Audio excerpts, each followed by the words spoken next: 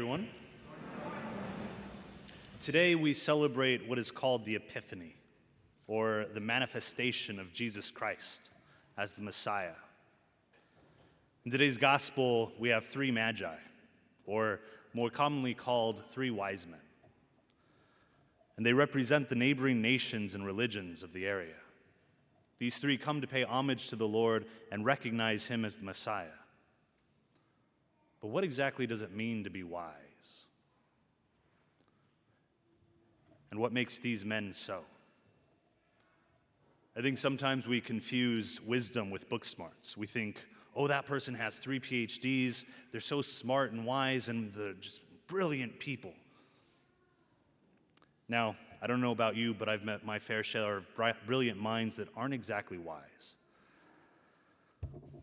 So in the military, in order to be an officer, you have to have multiple degrees, well, at least one, and then the higher ranked you are, the more degrees you have to have, and the more letters after your name.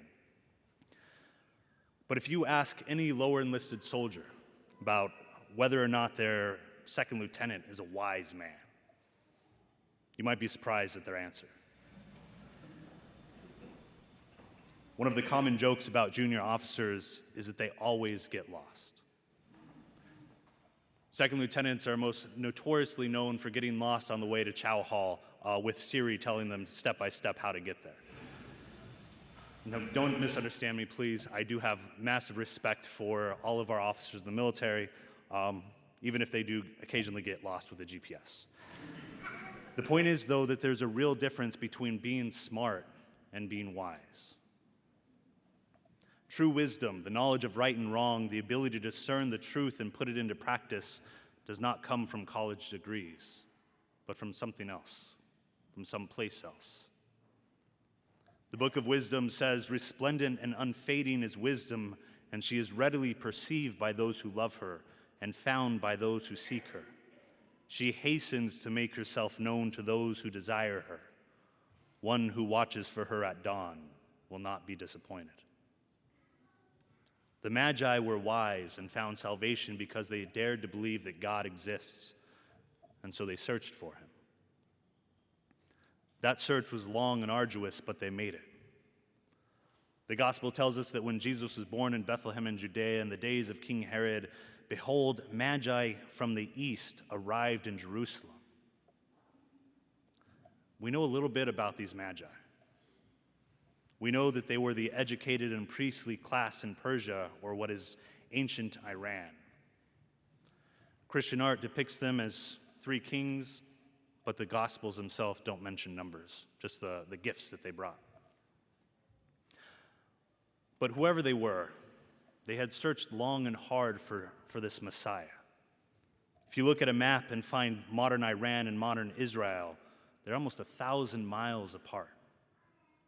We can only imagine what kind of journey that must have been, traveling 1,000 miles by foot and camel, all after this idea that maybe somewhere there's this Messiah that we keep hearing about. But they found Christ. But it was certainly a difficult journey. And it's not always easy in our own day to find Christ. It can be very hard. For some of us, finding Christ, knowing him, loving him, serving him is the easiest thing in the world. But for the rest of us, for the vast majority of us, it is difficult.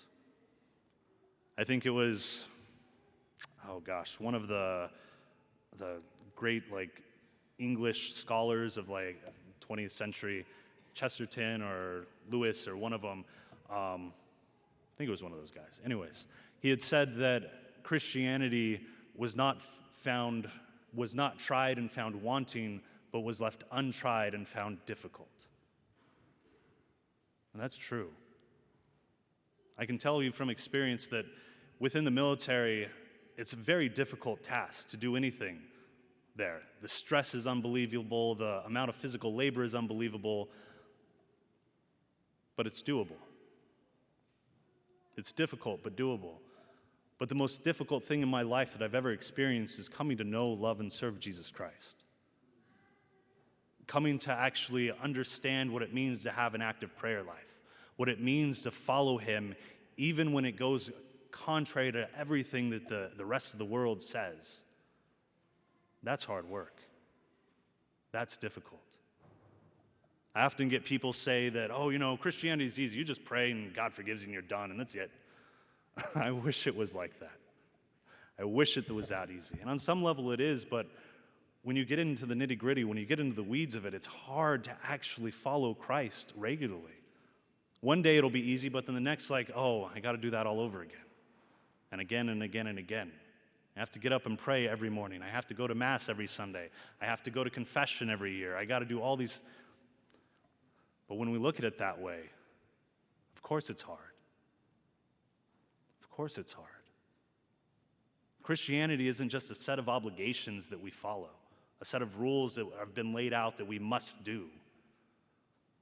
Christianity, really being a follower of Christ, comes from this relationship of knowing God, of loving Him and serving Him.